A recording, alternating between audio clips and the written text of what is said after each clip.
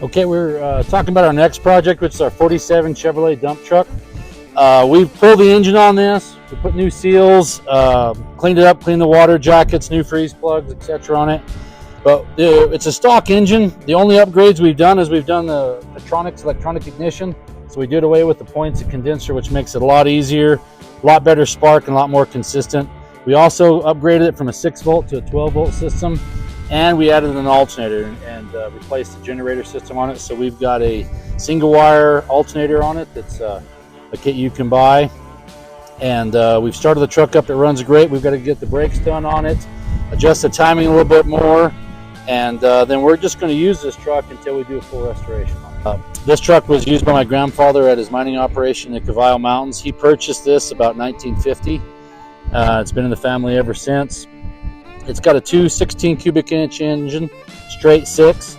This truck was equipped with a 4-speed transmission and a 2-speed axle. And what's interesting about this is the 2-speed axle was operated by vacuum. So on the dash you have a switch that you operated to switch from high to low on the rear axle when you were carrying a load. But it was a slow shift with the vacuum, and you wanted to let off your engine accelerator to increase vacuum on your engine so that you would shift properly. These old trucks, they left them equipped with a crank so that if your battery was dead or you were out of range, the truck would have come equipped with a crank. Unfortunately, we don't have the original crank, but you can see the hole goes through right to the front of the crank pulley on the engine, and you could crank it here to start it. All right, this is the end of the cab, the inside of the cab of our 47 Chevy. We pulled the transmission. The transmission is in good shape. We just cleaned it out, put new seals on it, and it's a 4-speed transmission.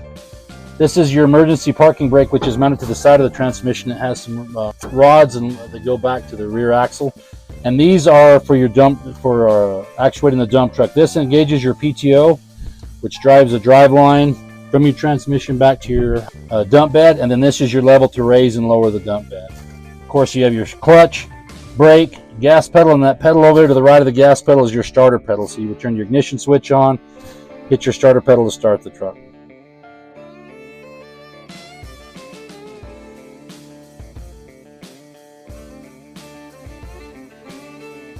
Okay, we just replaced the starter on our 47 Chevrolet dump truck. This original starter was a 6-volt starter, and we've upgraded to a 12-volt system. These old starters did not have a electrical solenoid on them. They were manually actuated. So to engage your starter, you have a foot pedal on the floorboard that you push. You turn your ignition switch on, push your foot pedal, and that's what starts your starter, and then you release it, turns it off.